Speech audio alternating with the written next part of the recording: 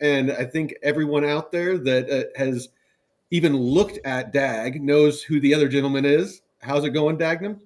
It's going good, man. Happy to be here. Thanks for having me. Oh, I appreciate you coming, man. We're very, very excited to learn more about DAG and kind of what has transpired this past week at the DC Blockchain Summit, and just get a better idea of what's coming. So we'll kick it right off. I kind of wanted to, because you've been involved with DAG for so long, and one of the leading voices for the community. If you could, share a little bit. I got up on the screen now, the Stardust Collective, which you're of course a part of. But if you can tell us a little bit about how you found DAG, what made it stand out to you, and why you've dedicated so much time and effort to to grow the community, because I mean you're a big part of that. Yeah, I mean, so I guess the journey with Constellation itself, happened in the later stages of 2019 and 2020. So at work, I was the stock portfolio guru guy. I was telling people insights into upcoming things that people should just probably pay attention to. And one of those things was Palantir. So I was telling everybody months and even years before Palantir IPO'd why I believed Palantir was a solid investment. And it was during one of those discussions when somebody heard me talk about Palantir, and they said, well, if you like Palantir for all of the reasons that you just stated, you should look at this company called Constellation, because these are the kinds of things that they're doing. And I was like, holy crap, like if any of what you just said was true, like even a tenth of what you said was true, like this is going to be a game changer, because this is the way that everything is going. Mm-hmm. So I took an entire weekend. I read every white paper. I read, like, seriously, I read every. You had trouble sleeping then? Yeah, yeah. I'm not exaggerating. Like, I read every paper. I read just about every news article, and I had years to catch up on, because they launched in 2017, right? So I had years of stuff to catch up on. I watched all of those old coffee talks that they had, and I was blown away. And I went and I looked at the price, and then the price was like near bottom. It was like 0.004 or something like that. I mean, it was like half a penny. And then I was like, man, this is crazy. So how come nobody's talking about this? So then I went online just to see like what everybody was talking. And on then it was called Twitter. Like nobody was talking about this stuff. And then the guy at work was like, oh, well, that's because everybody's in Telegram. And I was like, what? I was like, what the fuck is Telegram? And he's like, oh, it's just this app, that people use. And I was like, yeah. Whatever. And so I downloaded Telegram. I joined the channel, and I understand how these subcultures on the internet work. So I just lurked for a while, just absorbing the community. And then finally, I was like, look, you guys aren't doing it right. Like, you guys can be in here in this little Telegram community, circle jerking each other, but oh yeah, it's obscure as shit. Yeah, it's like nobody's gonna know anything if you're not out there like pounding the pavement. Like, here's what you need to do, and then so like I would go find, I don't know, like Mark Cuban, for example. Yeah. And I would make not like a shilly, but like a relevant reply to whatever he was talking about that was relevant in the tech space. And I would reply to him, and I understood how the algorithm worked, because I'm going to digress a little bit, but like I used to, back in the day, I used to have a gaming channel. I was one of the top Battlefield players in the world. And, and I had a pretty good following. And so I understand how the algorithm works and all that stuff. Yeah. And so I was like, look, everybody in this Telegram right now, like reply to my reply, right? And Yeah. like that's how you like, glitch the algorithm. Mm. And so I'm like, that was sort of the genesis of Dagnum, and so I made this whole online persona just to kind of play off of DAG and like a memeable name. Like, Yeah. so Yeah. my name was playing off of Magnum PI. And so that, yeah. Mm-hmm. Those of you that aren't old bastards like us, Yeah. it was Tom Selleck back in the day when he was running around in Hawaii with a Ferrari. Yeah. Yeah. So that's like the genesis of how I got started with DAG and Dagnum. So Stardust, like what you have pulled up there, Yeah. is the community side. It's like the DAO, if you will. It's the community run organization that's part of the broader ecosystem. So it's separated from the core foundation, and Mhm. it was initially it was started by a bunch of node operators. Okay. So Okay. as a collective, as a DAO, the node operators uh, joined together to start this DAO to um, broaden the community. And so the goal here is like expanding the community, developing the community, educating everybody about Constellation Network. So it's not any it's similar to the like Algorand Foundation. They're separate from Algorand, the core company. Yeah. Yeah. Hedera's got their foundation. Cardano's got their so Constellation is Mm. the same thing. So it's two separate things, but with the same goal in mind, just the expansion of the ecosystem. Yeah. I mean, just a vehicle to educate people on the project. Yeah. Yeah. No, that's awesome. Like I said, I pulled it up, and even with all the research I've done on DAG, for whatever reason, I had never been to the Stardust Collective website, and it looks like there's some decent information here. You got the about if you want to build on Constellation DAG, there's you can go to that part of the website, and I know that you and I'm gonna destroy his name. Is it Jow? Jow? It's Joao. Joao. Yeah. So I it's saw it, I saw Wow. you guys going back yeah. and So forth. you pronounce it Joe Wow. Joe Joe Wow. Joe Wow. Wow. Wow. Yeah. Well, like what was it? A couple of days ago, you and him were going. Oh, it was. I know I'm dead naming him, but or her, but Bruce Jenner. Yeah.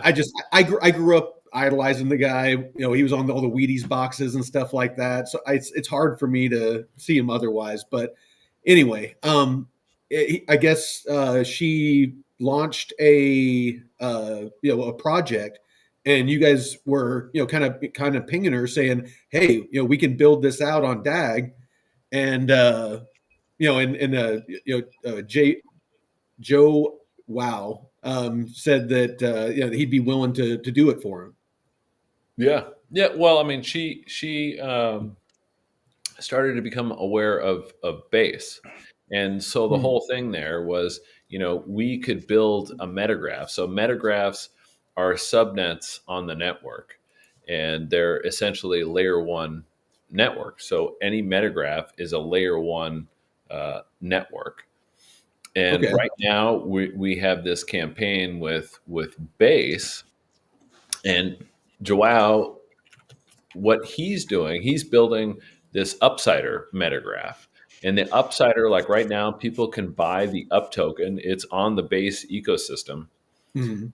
But he's also building a metagraph on Constellation to leverage the scalability and the customization that you could have with this distributed ledger technology. And what he was saying is he could he could build that metagraph for in under an hour, like have it That's fully, insane. yeah, fully. So yeah, I mean, so when that SDK kit actually hit, there was somebody from the community that timed it. Now this is somebody with a little bit of knowledge in development, but Mm. he launched a metagraph just to show people how quickly you could do this. You download the SDK, you set it up in a local environment, and he did this in like 15 minutes. So I mean, just think about that for a second. You could build and deploy an entire layer one chain in 15 minutes. Like that's fucking incredible. I don't care who Yeah. you are, what network you're talking And you about. can fully customize that to your specific needs, right? Correct. Yeah. Yeah. I mean, you could do something as simple as like just like minting a token, or you can have something like you said, like really complex to fit your needs of whatever your network is doing. Hmm. And Constellation's framework is completely unbounded. So there's no rules. Like Constellation doesn't say you can't do this and you can't do that. It's totally up to you. It's like make your own sandwich. I mean, you can do whatever Mm. you want on your chain. It's your chain. They're just providing the tools and the infrastructure support to build your own network. Well, and that's a good segue into one of my questions is for those that are out there that maybe don't know about DAG and that it is somewhat unique in blockchain. What as far as scalability, security, and big data applications like AI, and different. I know that there's some really cool projects with data verification, that are being built out on DAG. Just, I mean, what makes DAG different, I guess, is my question. So what really makes it different is the fact that it can plug into existing systems. So that was one of the things and one of the reasons why they continue to lead with the Department of Defense is the Department of Defense uses a lot of like old archaic systems, but the reason why they use them is because they're tried and true, right?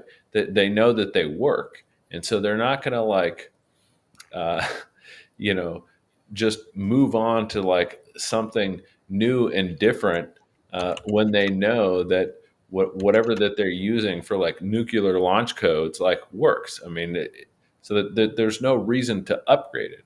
So one of the Mm. stipulations with the Department of Defense is whatever they brought to them has to be able to just plug right into their existing systems. And this is one of the beauties of Constellation. You can just plug it in to whatever you have. It's Mm, just you're adding an additional layer of security to whatever system that you already have. And so got that I think is is their biggest advantage there. it. All right. Now, will that be able to, like you said, these systems that the government has, ideally it would be nice to transition fully out of that old archaic system. Eventually things will break and stuff, and you want to move to a more secure, verifiable system. Is there a way to transition fully out of that over time? Like, is But there, I know yeah, it's but kind I of like mean, flying side by side, but yeah, it is. It is. I mean, you don't even need to get fully out of. okay. You're just adding another security layer to just make whatever system that you have even more secure. You're adding like an additional layer to it, right? So I'm going to give you an example of something that's been in the news recently. So like the Signal stuff. So like Mhm. Signal, everybody thinks that it's like a super secure app, and it like essentially it is. But what I mean, what It's only happened signal with to signal, right? Not yeah, I mean, signal to yeah, your. yeah, but what happened with there was somebody, Somebody added that reporter to the chat, right. and yeah, And so, like with Constellation's solution that they already have with the DoD, right? I'm just going to give you like an example of how this could work. it Is could have prevented that. yeah, so you could have like a secure wallet sign in, right? Yeah, and absolutely. and you could have like 5 account holders, right? And so like all you would need is 3 approvals, Hmm. 3 people to sign off. And so if they're going to bring somebody into this chat, they would need 3 out of the 5 to say like, okay, this guy can get added into the group, right? Yeah, And yeah, and that can easily, I mean, that is something that they're already doing. and that's what's insane to me is that with this technology, I mean, with blockchain, I mean, you could have secure, transparent, trustworthy, voting, when it comes to presidential elections, things like that.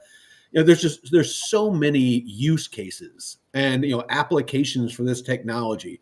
It's insane to me that it hasn't been adopted quicker than it is currently being I'm trying to think of Yeah. how to best say it. Well, I mean, part of the reason there is because these subnets, these metagraphs that I'm talking about, like that Yeah, that has only really been a thing for about a year, right? yeah, But the work that they've done with the Department of Defense has been ongoing since 2019. But so they've mm, already proven themselves to the Department of Defense that they could do all of these things, and mm, they can do all of these things like at scale. So like one of the first use cases that they did with the Department of Defense is with U.S. Transcom, and okay, there's a subset of U.S. Transcom called the Civil Reserve Air Fleet, and essentially yeah, what that is for the people that aren't in the military that don't have any understanding of any of that. So U.S. Transcom is like the logistics operation for the entire military. mm, They move troops, they move supplies, they move everything all around the globe. yeah, Um, and so in times of need to augment like the military airlift support, they can call upon civilian airlines to move goods, to move troops all across the world. And so oh they yeah. No, there's a couple times on my deployments that we took civilian aircraft. Yeah. And so the Civil Reserve Air Fleet, like I don't know if I mean you could bring up the website there. I mean it's made up of essentially every major airline in the United States. So we're talking about American Airlines, Alaskan Airlines, United, Delta, Southwest, all these people. And so what these airlines do is they'll bid on contracts. So they'll bid on contracts like let's say the military wants to send in, Navy SEALs, for example, like to Ukraine, right? Yeah. You're not going to send them in on an Air Force C-130 because every motherfucker will know, oh shit, the U.S. just landed in Ukraine. Oh But yeah, yeah. yeah, No, you but you you you if went you if went you OPSEC. yeah, but if you fly in a FedEx jet, like nobody's going to think about it because FedEx flies all over the world, right? Absolutely. Yeah, and so they essentially built a data exchange for the Civil Reserve Air Fleet, so these different airlines could bid on contracts in a secure manner.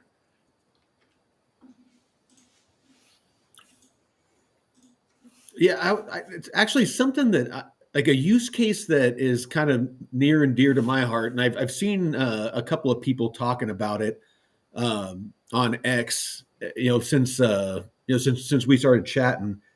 But one of it is using the Constellation DAG for secure comms, and I know that they're doing some work with some satellite companies and things like that. But for like UAVs and drones, for secure communications, control, and then also sense and avoid. So it was one of the big issues that I had when I was doing wildfire was I was trying to get them to understand the value of having small UAS in the airspace, specifically for keeping an eye on how the fire was moving in real time, Hmm. so that we could, if the wind shifted and before we got trapped by a fire, those small UAS could actually be used by us on the ground, with small handheld units to find our way out. Hmm. Because it's when you're on the ground, I mean every second counts.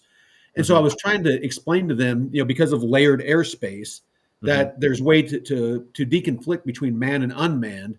But I'm wondering if you've heard of anybody talking about using this in that use case to where it could almost automatically deconflict airspace.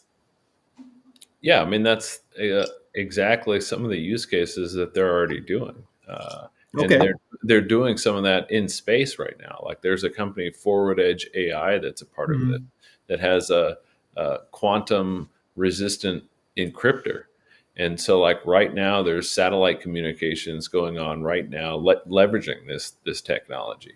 As a matter of fact, so Panasonic is part of this new public solution, but they transitioned over from the Department of Defense like craft solution. So like what a lot of people might not realize is like next time you're on an airplane on any flight, just have a look at the cockpit when you're boarding or when you're getting off, and I guarantee you're going to see like a big laptop bag, and Mhm. in there is a tough book. Like, Oh yeah, no, tough yeah, books are everywhere. We used them extensively on every deployment that I went on. yeah.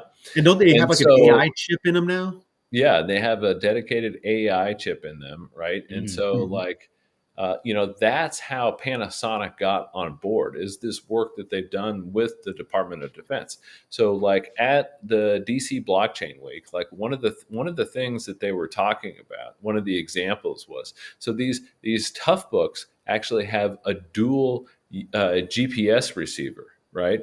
So on Oh, one, yeah, so on one end you can have the tough book sending out like erroneous false data, right? Because you nice. don't because you So don't a want little, a people. little bit of counter intel. My laptop is doing Uh, counter intel. Yeah, because you don't want people knowing like where you're at, right? Oh But then no, absolutely. mhm. Yeah, like yeah, I said, but I on mean, the yeah, but we're then rolling on around with the tough books. We don't want people like being able to like geo track us.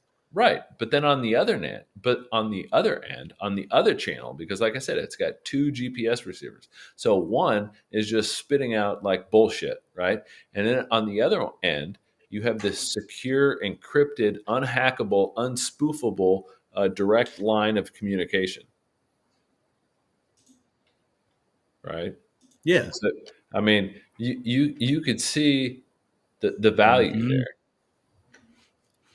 No, like I said, from an operational standpoint, yeah, no, absolutely, I can see the value there, and that's kind of and again, the person over on Drew over at Blockchain Basement, he's the one that first told me about DAG, and got me. I actually sold. I had like 30,000 XRP, and it's right when XRP started pumping. I got like a 2 or 3x, and I actually sold all my XRP and bought DAG and Arrow, and so I have quite the bag of DAG now. Um, but yeah, I mean that was the thing that really drew me in about DAG was one, it's working with the Department of Defense, so it's of course near and dear to my heart, but of course, the use cases, and with AI, with the tough books, with encrypted, communications, and just was able to see the potential of what it could become if it's curated properly. And it looks to be that that is the case, that it is being curated properly. Yeah, and I mean, you bring up AI, right? So, like, what a lot of, and I've talked about this a lot since the announcement, and I even talked about it a lot before the announcement. Just because I do so outside of the stuff with Stardust, I actually do a lot of like business development stuff with the core team, right? So during the summer, like leading up to high def, like I already was aware of the work that they were doing with Common Crawl, and I was telling everybody that pretty soon you're not going to be able to talk about artificial intelligence and blockchain without talking about Constellation Network. Well, So tell us a little more about Common Crawl, because I yeah, know that that's a huge partnership. yeah. So Common Crawl, for the people that aren't aware of like what they do, they are one of the largest crawlers of data in the world. They've been doing it longer than anybody else, and essentially, they're the foundational basis for every large language model on the planet. So we're talking about Man, OpenAI. Like, mm, where did they get all of their data for ChatGPT? They got it from Common Crawl. Uh, damn. Mm. like Elon Musk, his like XAI, Grok, right? Where did they get all the data to train Grok? They got it from Common Crawl, right? I did not know that. Yeah, That is Huh. huge. yeah. So like you can fact check me right now. I mean, just Google it. Just look to see. I'll ask Grok. Just ask.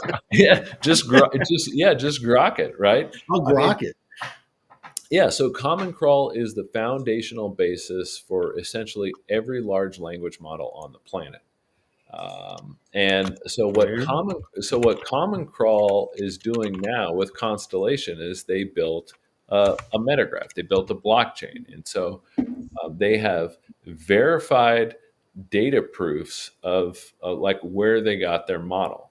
And so how does that apply, and how is that applicable to everyone else? So, like, let's say you wanted to build a large language model or an AI agent that, I don't know, like specialized in healthcare, right?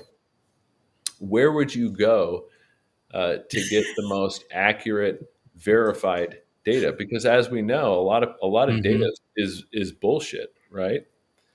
Well, you're going to go to someone that can prove that the data that they have is what they say that they have, right? And that was kind of Ben's message at DC Blockchain, right? Yeah. So he used a different analogy, like with grains of sand. But I prior to that, I've used the analogy of like oil, right? Because that's something that like everyone's talked about. Like data is the new oil, right? Yeah, Uh, yeah, but it still needs to be refined. You have to pull it out, refine it, and Exactly, yeah. right? And so, yeah, I mean, like data's everywhere, right? And like But as to we all his, know, a lot of it's shit. yeah, a lot of it's good, right? And so, like to his point, and this was great about his analogy about the grains of sand, right? Is Mhm. like every single day now, the amount of data that's produced every single second represents about 8% of the sand on all of the world's beaches, and that's every single second, right? So you can just think about just I actually heard that, yeah, and not to be like dramatic, but I was like, I mean, I literally, I think I audibly said, "Holy shit!" I mean, yeah, 8% of the grains of sand in all the world. I mean, that is a massive amount, and yeah, this is something that I really wanted to ask you is because of the architecture of DAG and how it's not linear like most blockchains, is that what allows it to have that ability to be able to how do I put this to almost have more than one route, to have like a primary, a secondary and a tertiary, and on and on and on route to take to verify data, to find data, to run a process, or whatever it is. Yeah. Yeah. Well, I mean, so like the architecture, right, is Yeah. nothing new. Like No, Constellation, no. yeah, I mean, Constellation didn't invent the directed acyclic graph. Like the directed acyclic graph has been used in databases since like the 80s, right? And Yeah. yeah, I mean, there's a reason for it, right? I mean, just look at like Merkle trees and like all that stuff, right? I mean, Yeah. it's just it's a better way. Yeah. Look at a flow chart. Yeah, it's a better way to handle your data, and that's exactly why in the very beginning why they chose this architecture Mhm. is because of that, and because of the scalability of the DAG architecture, and So this is what Grok said when I asked it if it used a common crawl. It says, "You're trying to peek under the hood, huh? I don't have a simple yes or no answer for you. My creators at XAI use a variety of sources to feed me data, and Common Crawl, being a massive, publicly available web archive, could very well be part of the mix. But I am not privy to the exact recipe. yeah, It's all blended into a big, tasty knowledge stew." So basically, it's doing the politician tap dance. yeah. It doesn't want to tell me that that's where it gets it. It's basically telling you without telling you that that's where it's getting all of its data. Absolutely. So Yeah, and I so just like wanted to share yeah, that. and so now you'll have like verified proofs, right? And then moving forward, where the trustworthiness of this all comes in, and like where this like verified check mark comes in, is you're not. I mean, you can have like a black box system, right? I mean, that's absolutely possible. But how do you know that that model is trustworthy? One. Number two, how do you know that the model hasn't been spoofed at all? How do you know somebody just didn't copy it and like inject some erroneous code into it? I mean, you don't know. Mhm. The only way that you could do that is with blockchain. So I think the future of artificial intelligence in general is with blockchain, because blockchain is the only way that you're ever going to be able to trust anything and everything that has to do with AI. I mean, it's just going to be a thing, right? And Well, then it What has you to. were bringing up the other day about verifying whether or not something was created with AI, yeah, like maybe deep fakes and stuff, That's going to be how, huge. yeah. yeah, and then so like the inverse is true also, right? Because like I mean, I don't have any problem with artificial intelligence. I mean, I think that artificial intelligence is going to transform humanity for a lot of good, right? But then it also has the potential to do a lot of bad stuff. But you just have to be able to trust it. What I'm saying is the Do you artificial want to play intelligence a systems game? the artificial intelligence systems that we let into our daily lives to touch the stuffs about us, the only way that's ever going to be meaningful is if you can trust it, and the only way to trust it is to have like a verifiable proof, right? And the only way you can do that is with blockchain's immutability. You can show with an absolute certainty that this model is what it says it is. But then, Hmm. like you were saying, like the inverse is also true. I think that there's also the same possibility to leverage blockchain to verify if something uh, is used with AI or it isn't. And where that comes in is like with the video stuff. Like right now, it's so easy. I mean, Mhm. just use Grok to just have it say, Grok, make me a photorealistic image of bros at the beach. And I promise you, the image that it makes, you won't be able to tell that thing is fake. It's indistinguishable between like reality. And Mhm. the videos, like the real-time videos are even like so good. So like from a government standpoint, you could see where this could be a big problem. Somebody could hack a news feed have a live footage of like Trump saying, we're going to nuke Russia right now. Right. I mean, Yeah.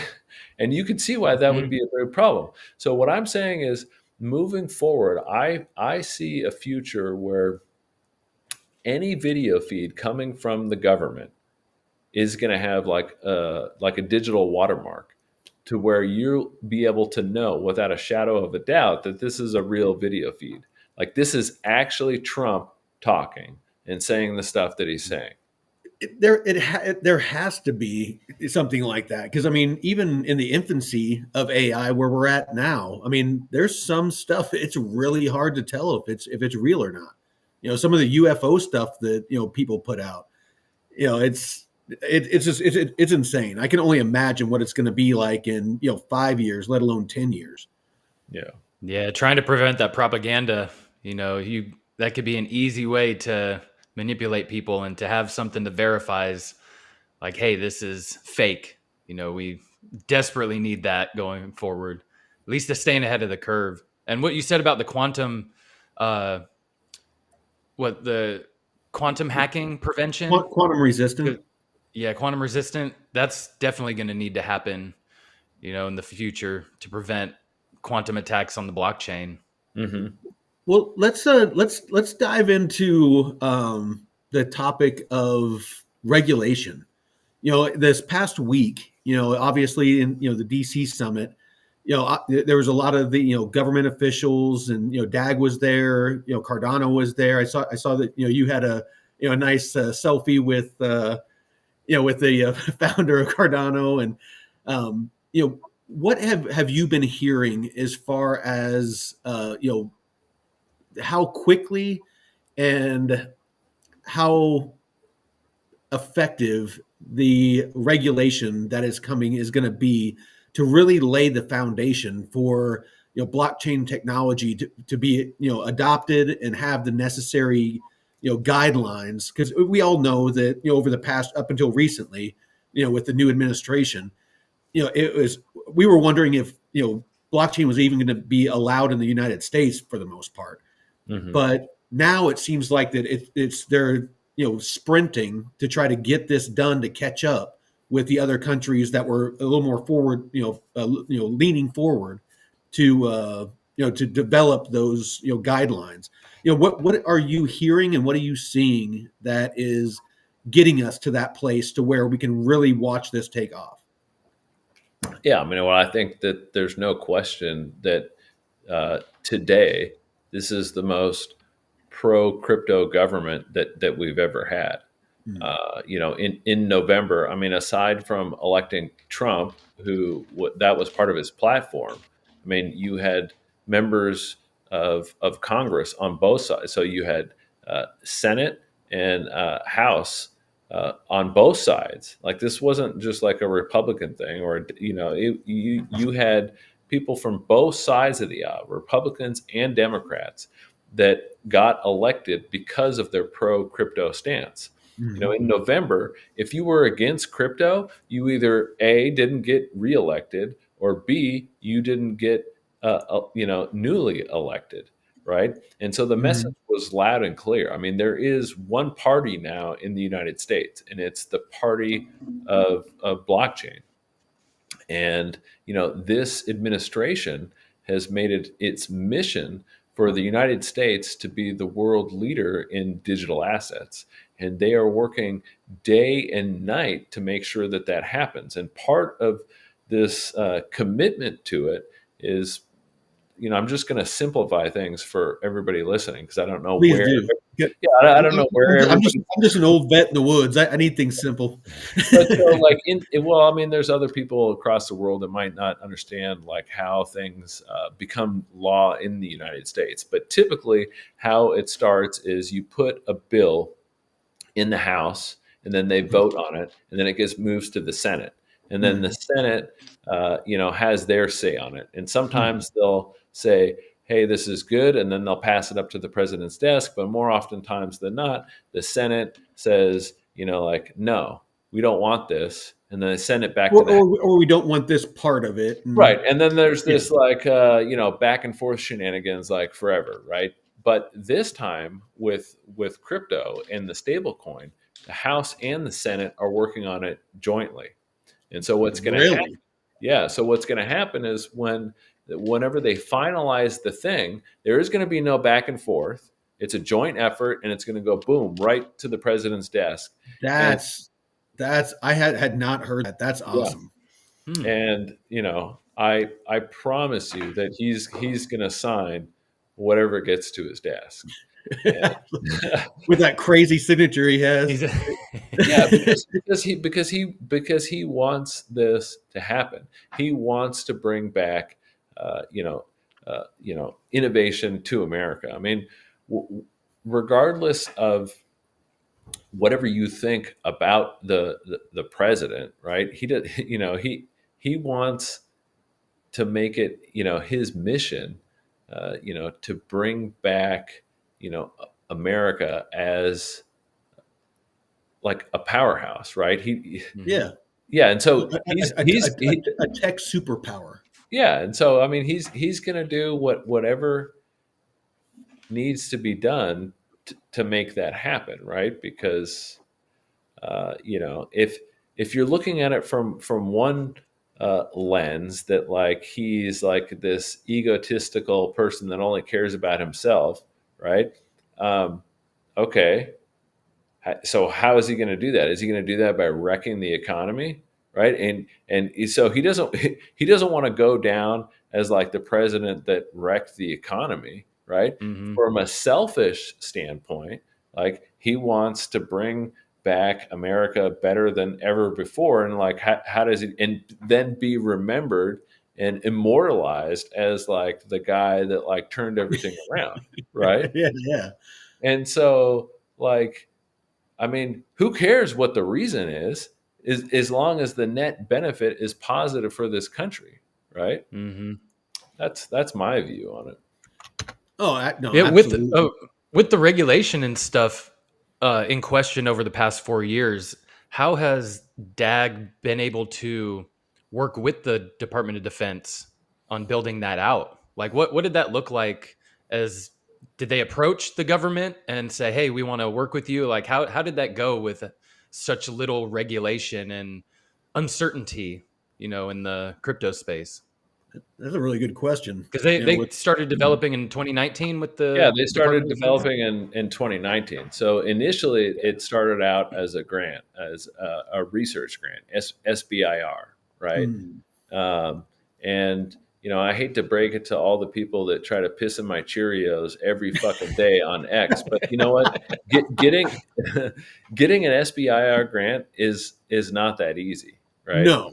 Yeah, most people just never even get approved, and then from there, if you want continued funding, you have to prove it is whatever your solution is. And then so they went from a phase 1 to a phase 2. And again, Mhm. I hate to fucking break it to the people who piss in Cheerios, but the amount of people that go from phase 1 to phase 2 is like less than 7%. I mean, it's fucking so small. It's like an elite club of people that go from and this was a direct phase 1 to phase 2.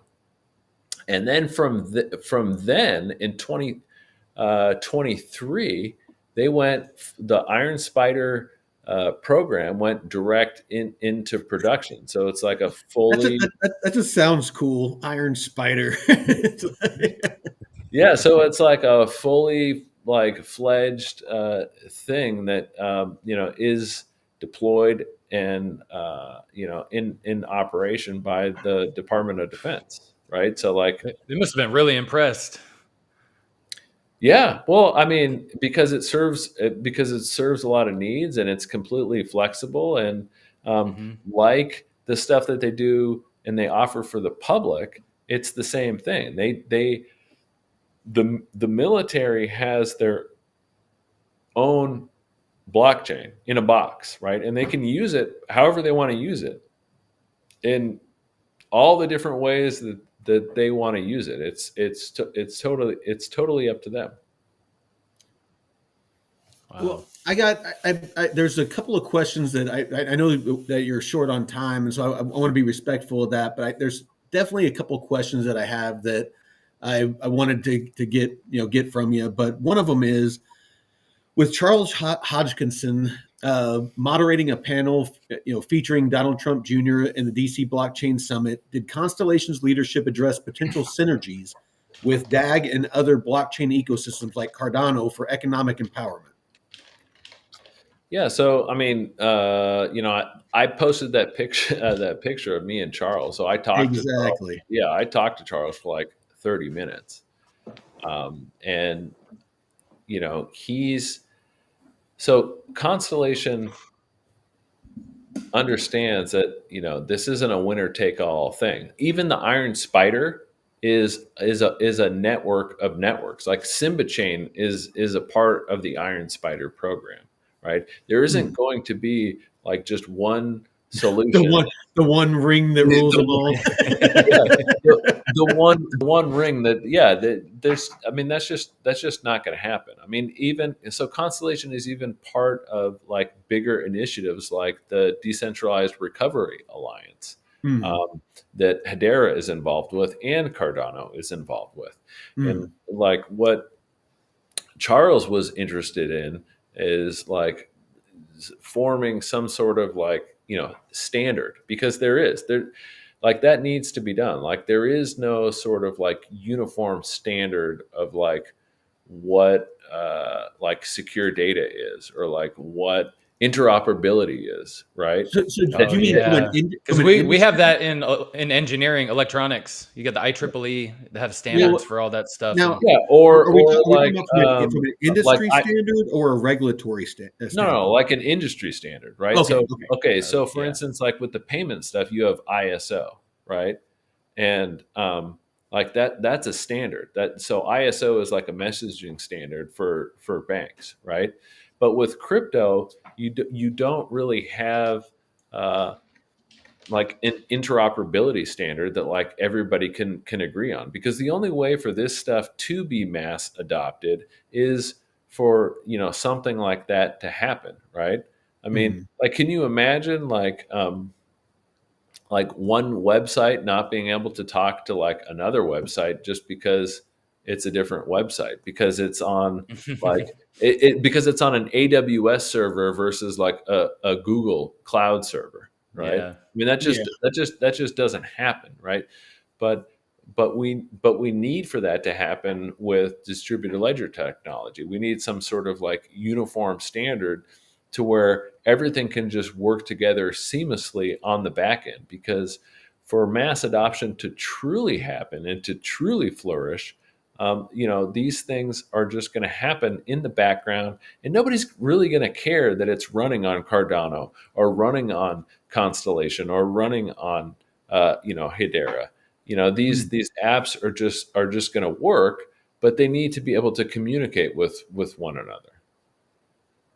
Absolutely. No, I mean, it's, kind of when the internet first started, that was the issue. And I believe it was, what is it? The HTTP or something like that is what made it to where, basically, everything could talk to everything. And, tell you it wasn't just, you going to, each one of the websites. It was, I actually became a web or a network.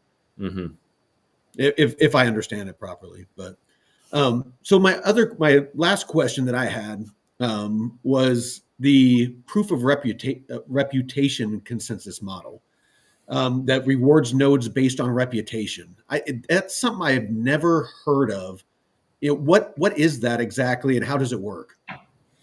Okay, so that consensus model, the proof of reputable observation, is like assigning a trust score and an attribution score to nodes. That's their consensus. So like a social credit score? I mean, kinda. I mean, like, so your node. So like, I have a node right on the network that's validating data for the main hypergraph, like the layer 0 component of it. Oh, and right? I'll be putting some of my DAG on it for sure. So, would you like if you were running a blockchain that that's built on the, well, like Panasonic, right? So Panasonic now has the Toughbook blockchain that's on that's on the network. Well, would Panasonic want my node validating their network if like my node isn't on all the time, right? Or would they want a node that has like 100% uptime validating their data, right? Absolutely. And so that's and so like that's where these like trust scores comes in, right? Is like my node would have a higher reputation because I take care of my node. I make sure that my node is always up to date with the latest stuff from the network. I make sure that it never goes down. But then outside of that, right, you could potentially do things, like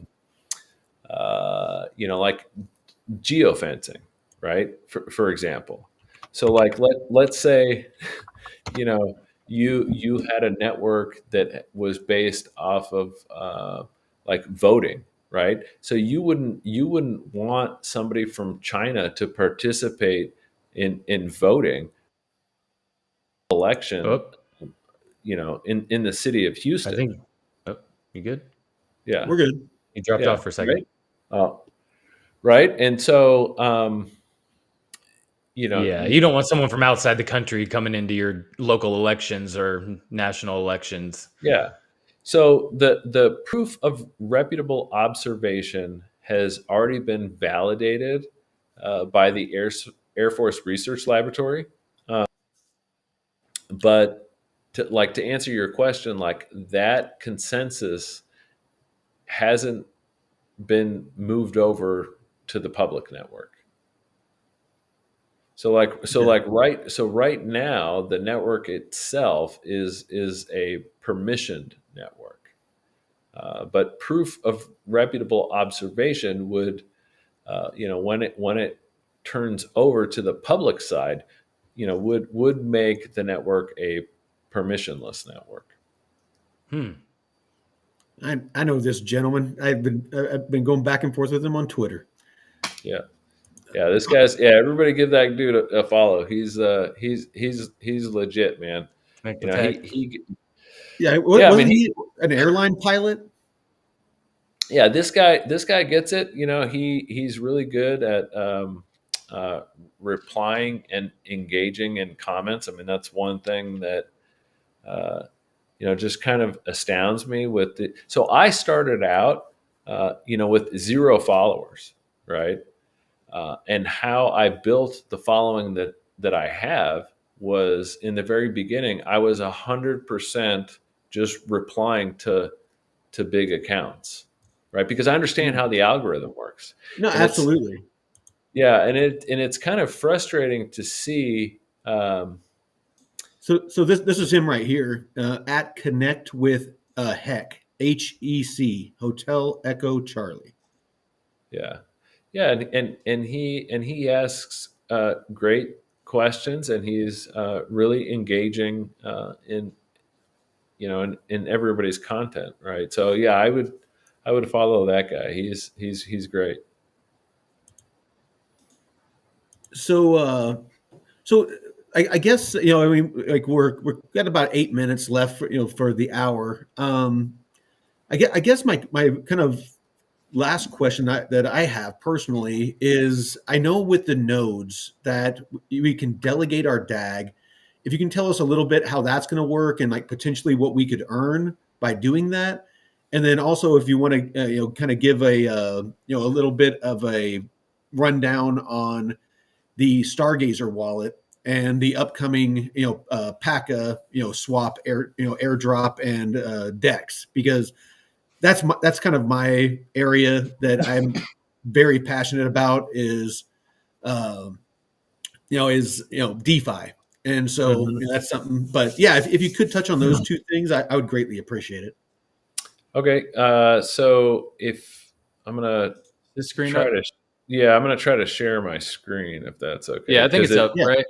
Yeah, it's It would just, it would just make it a lot easier. Okay, so let me So I think right now I have the Explorer up, and then hold on. What I'm trying to do is find another picture. Okay, so I've got the DAG Explorer up. So this this isn't updated. Soon, this Explorer will be updated, and you'll be able to go to like this Node Explorer, for example, right? And these validators, you can see like the validators Mhm. on the network, and you'll be able to like stake your DAG to any one of these validators on the network. And essentially what that's going to look like, I'm going to share this one instead. So this is what the new Explorer will look like. And so you can see here where it has a list of validators. And so you'll just, through your Stargazer wallet, you'll connect it because it's a Chrome or a browser extension. Mhm. Mm-hmm. And once your wallet is signed in, you can just delegate your holdings to any one of these validators that's on the network. And that's And what kind of earnings could we expect to get from that? I think it's a fixed like 3% APY. Uh, Okay, yeah. all right.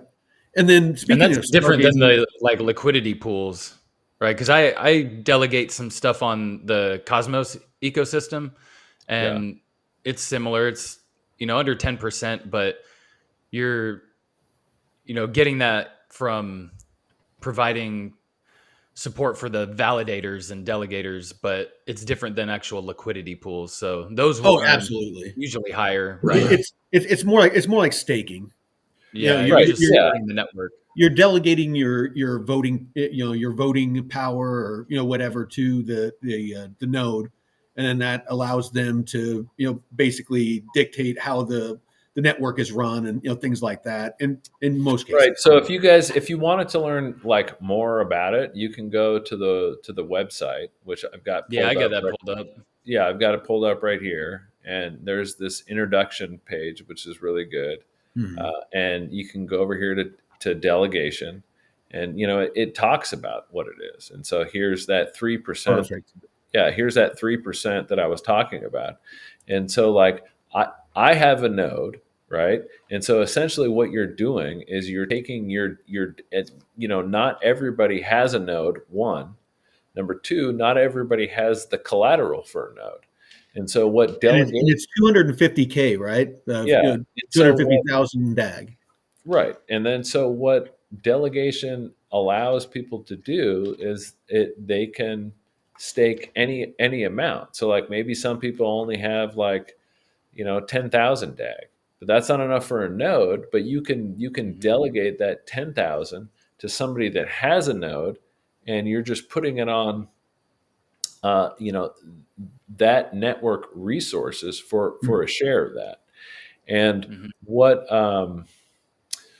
delegators do is, why it's good for them to participate in this is they get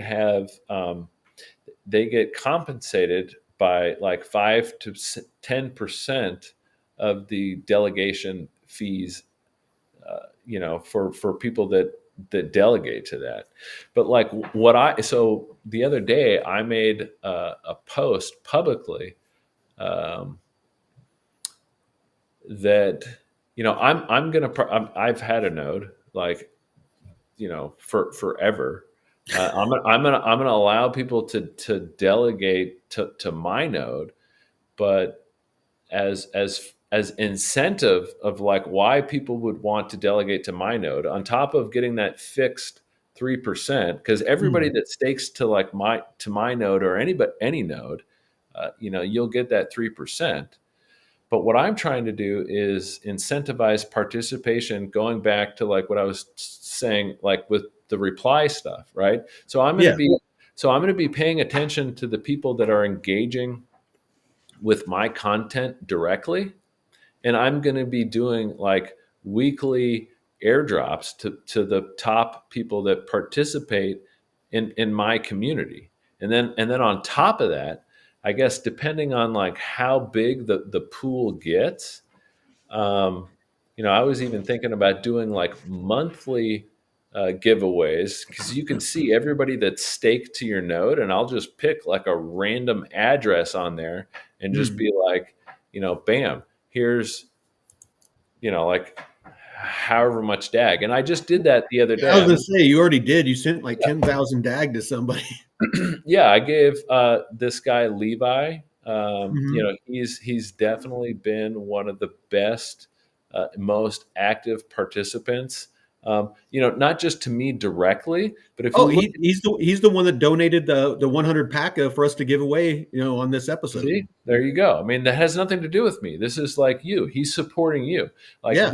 this guy gets it, man. Like, and he even like showed metrics. Like he replies something like 100x more than he posts, right? Mhm. And so, like, that's the kind of behavior that I want to reward. So, like, I gave him my essentially all of my validator rewards for the month of March. So I gave him like 10,000 DAG. It was like, Shit. like almost $500 or whatever, Yeah. Hell yeah. you know, and, I mean, that's fine. I mean, that's what I want to support. I want to support stuff like that. And I want to support people like that. And so that's what I'm going to do.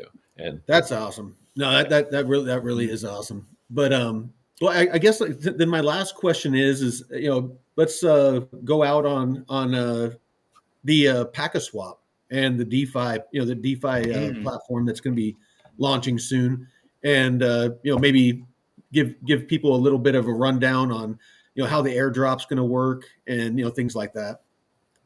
so PacaSwap is set to release sometime in April. That'll be the first decentralized exchange on the network. The token of the exchange is going to be swap. Mm-hmm. The airdrop is going to happen. So anybody that's holding DAG, Paca, or Lattice LTX in their Stargazer wallet is eligible for the drop. The largest share of the drop is going to go to Paca and DAG holders. So it really pays to hold. The more DAG and Paca and Lattice you hold in your wallet, the bigger drop you're going to get. Mm. No, So And I'm Lattice pretty is only on ETH. yeah, Okay. Lattice is on ETH, and that's like the governance token for the Lattice gateway.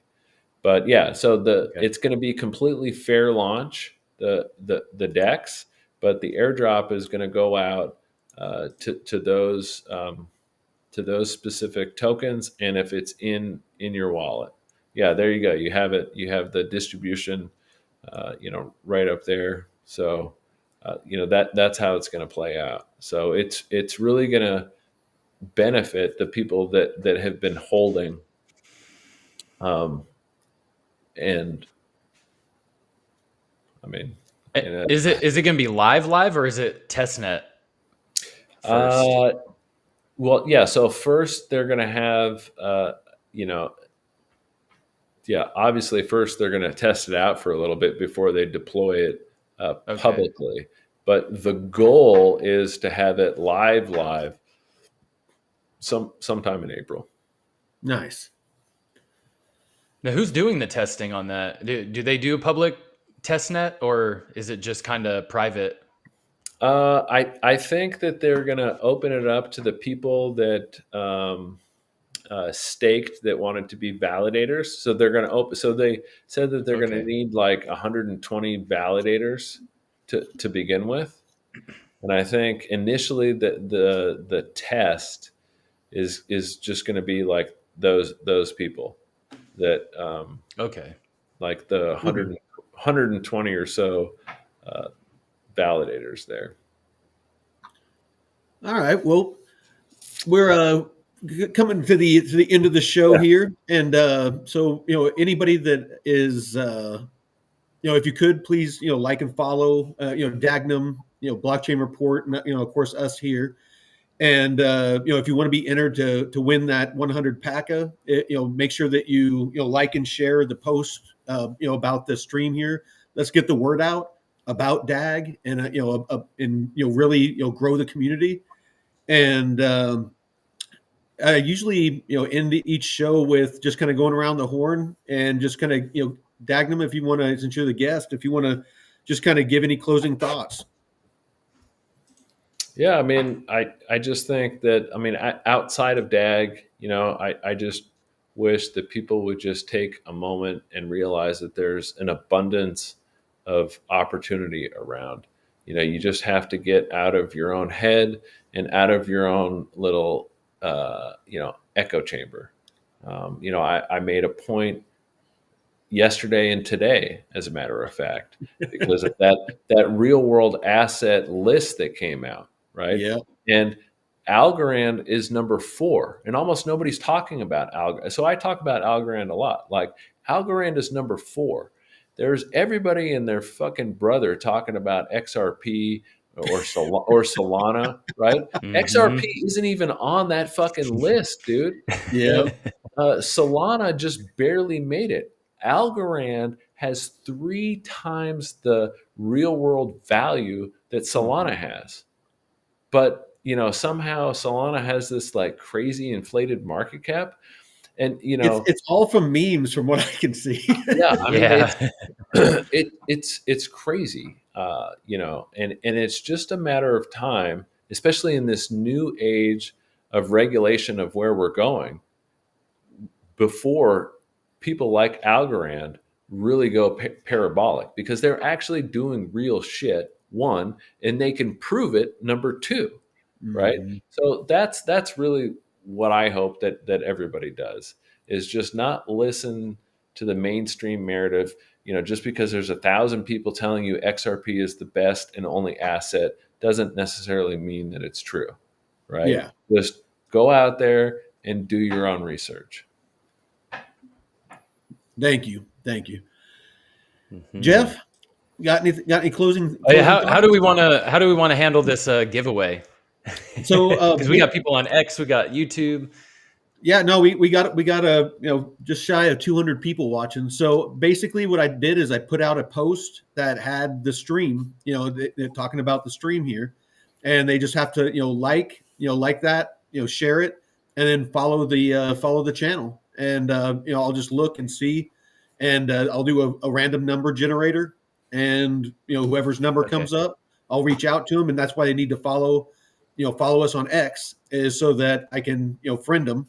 And send them a message and say, hey, send me your wallet address. Okay. So yeah.